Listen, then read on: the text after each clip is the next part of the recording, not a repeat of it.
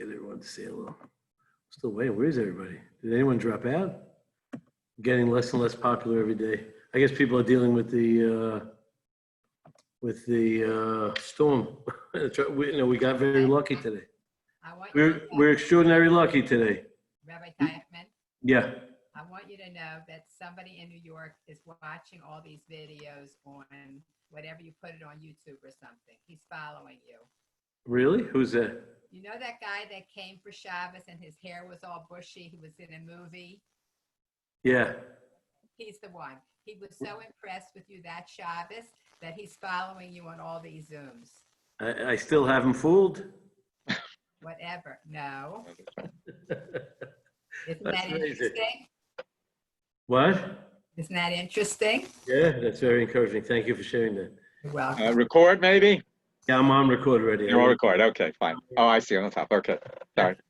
It's interesting. We really got off the hook. If you follow the news, Lakewood, Philly, New York, terrible. I mean, if you look at some of the pictures, trucks were overturned on the Verrazano, on the highway. When did this happen? What? When did this happen? Today, because of the hurricane. Oh, wow.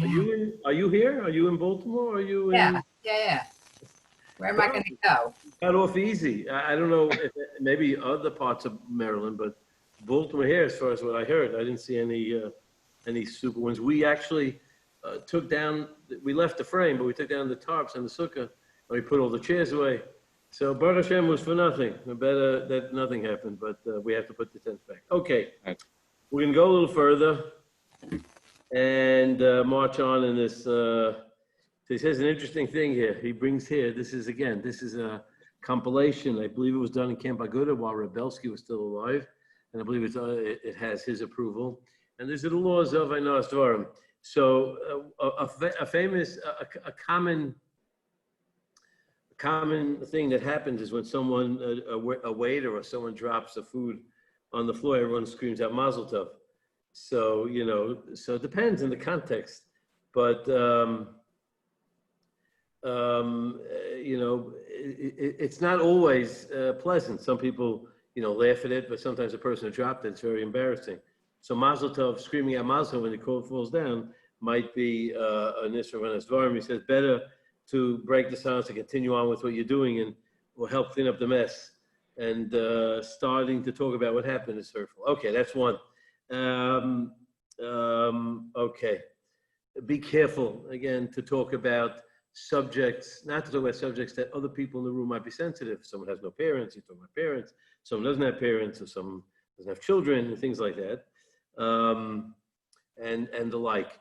And he brings here a remarkable story, like, being sensitive about, talking about parents. And very often, as a mechanech, in the years that I've been in chinuch, so many of these circumstances come up. You'll be talking about a Gemara about divorce, or a Gemara about, converts and things like that. It could get very touchy, and people are sensitive, and the person has to be extremely sensitive. So he brings here an amazing story for Moshe Feinstein. And it goes like this. There was a boy living in Brighton Beach, and he found himself in a quandary. His bicycle tire was flat. His chavrusa lived a mile away, and it was Chol HaMoed. From kid, was he allowed to fix the flat so he can ride to study Torah with his chavrusa? From kid, he wanted to know if he's allowed to fix his flat tire to get his chavrusa Chol HaMoed. Okay, Pasha said if it's Tzarech Moed, and he's going to learn, but it's a good shaila.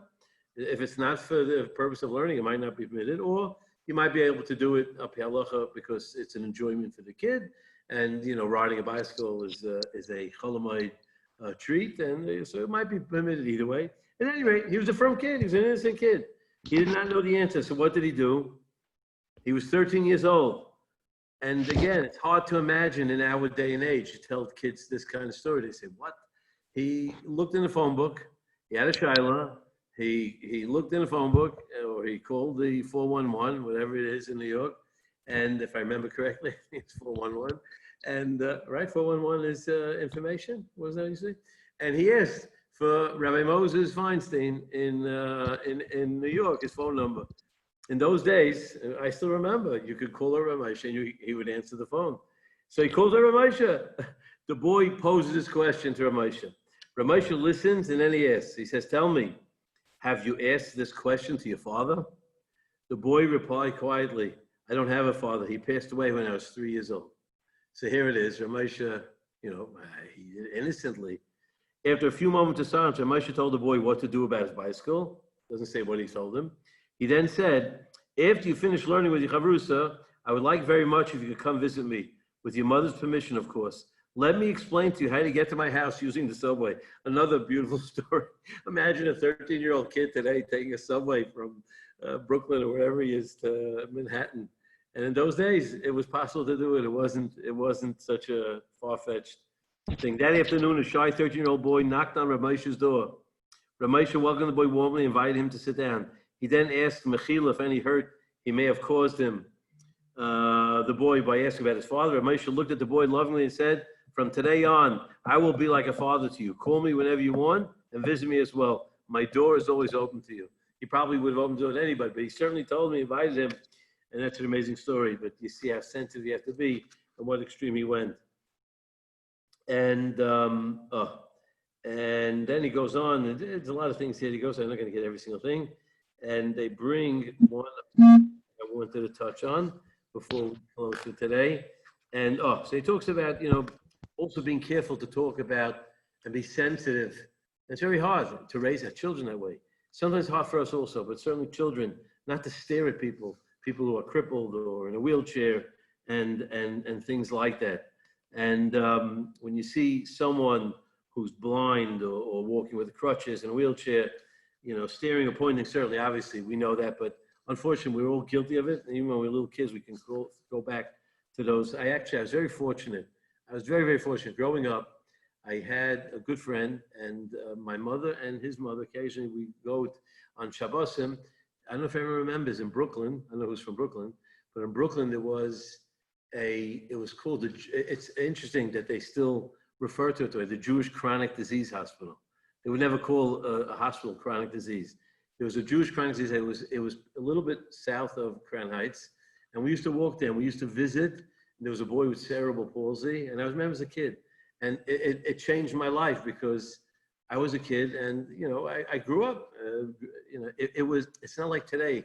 Today, with Down syndrome and all sorts of disabilities, we're much more advanced and accepting. It wasn't always that way. People didn't hold on to their disabled children. And I was fortunate, and I went with my mother, went with Mrs. Kunstler, her name was, and my friend, his name was Rabbi Kunstler. Today he's a big Rosh Kollel in Israel, and big Talmid Chacham. And we used to go, and I remember visiting this boy regularly. And obviously he was disabled severely, but going to this hospital filled with people, and I learned the sensitivity. But unfortunately, children need are sensitive. So he brings here a little from Echoes of the Maggid. He brings that, and again, first he just says we have to train our kids. When we see this, to thank Hashem that we can see, we can walk, and we can run, and to be sensitive to other people. It says there was a teenage girl confined to a wheelchair, wrote the following letter to her by Pesach Krom. Said, perhaps you can strengthen this most important with my letter. People in wheelchairs are still people and should be treated that way. Those of us who cannot speak know so much more because we spend our time listening. If you have nothing nice to say, go elsewhere. Don't stare. Just smile and say hello, nothing else. That shouldn't pose much of a problem. Then leave if you must. In closing, do to others as you'd like to do to you. Treat everyone like a human being. We were also created with it, Salam Alaikum. And then a girl wrote to her classmates, most of you smile at me when you see me. Some of you ignore me and stare when you think I don't see you. Don't think I don't see you staring at me like I'm nuts. Hashem didn't give me the ability to do all the things you can, but is that a valid reason for you to stare? Why don't you thank Hashem for being able to do all the things you do instead of pitying me? I saw you all perform in the play. Howard, I would love to sing like you. I'm not trying to complain. I just want you to understand me. And I just want to close. We don't have a big enough audience here. This is really something I should say, and maybe one day I will. But there's a beautiful article I clipped from Aish. I know Aish is one of the great, there's two great websites, two amazing websites, aish.com and Chabad. Both of them have amazing stuff. If you ever need any material on any subject in Yiddishkeit, they're both, there's many other websites, but those are really fascinating. Both of them, very, very, very touching articles on many different subjects. But there's one in aish.com, and it's called A Frum Woman of Color in this day and age. There's a girl who grew up in a family, first Reformed, then they converted from, and she writes about the biases, unfortunately, not only as she grew up, but even, even in the Jewish community, you know, and I'm not going to go through the whole article, but, you know, going to a wedding and then people asking her when the next course is being served, making an assumption because she's black, she must be the waitress, and things like that. And I'm just going to read you the last part of the article. It's called From Women of Color. You look it up. She married, here's a picture of her. She's married to, you know, an Ashkenazi guy. That's her and her husband. And, you know, and the crazy comments people say, like someone told her, no, you're really a white woman in a black body. Like, you know, like people are dumb. Like, you know, she says, you know, I'm a black woman. It doesn't mean that I feel like I'm impaired. I don't have to apologize that I'm a white woman or a black body. I'm a black woman and come to appreciate that. I, Baruch Hashem, very fortunate in my days, and I had yeshiva in Eretz Yisrael. One of my talmidim, I consider him one of the Lama. I'm not going to say his name. He's from Baltimore. I think he's one of the Lama of Tzadikim. He's also a black individual. His father was a black convert, and he's black. And so obviously, black should nothing's, you know, Mexican, black, whatever, Indian, whatever it is, different colors. Shouldn't we have to raise our children? Unfortunately, it's not the case. So she writes at the end here, and she just says three things. She says, please don't ask me. I'm just going to go quickly. Don't ask me if I'm a convert or if I know other black Jews when you've known me only for 5 seconds. Don't ask me to share my Jewish journey with a bunch of people I don't know without first getting my permission. Don't ask me if my parents are still married. Her parents are still married 40 years. And don't ask me why, insert, you know, black leader's name, didn't change black Americans. It says, please don't say, this may sound racist, but if you have to start with that, don't say it. And then he says, please don't say, I said, and insert whatever ignorant comment, and she was okay with it. Say, well, another black woman I spoke to, she was okay with it. And then she says, please don't say, please don't use the word Schwarze. I'm sorry to say it, but that's Schwarze. To refer to black people if you're not speaking Yiddish and that's your natural language. And he says, do say, and this is true not about blacks, about anybody looks different. And the truth is, I saw another article once, you know, it's really about bias. We're just uncomfortable with anyone that's different than us. Someone's very different, and it could be Litvaks or Hasidim, or one Chassid against another Chassid, or Sfarim and Ashkenazim.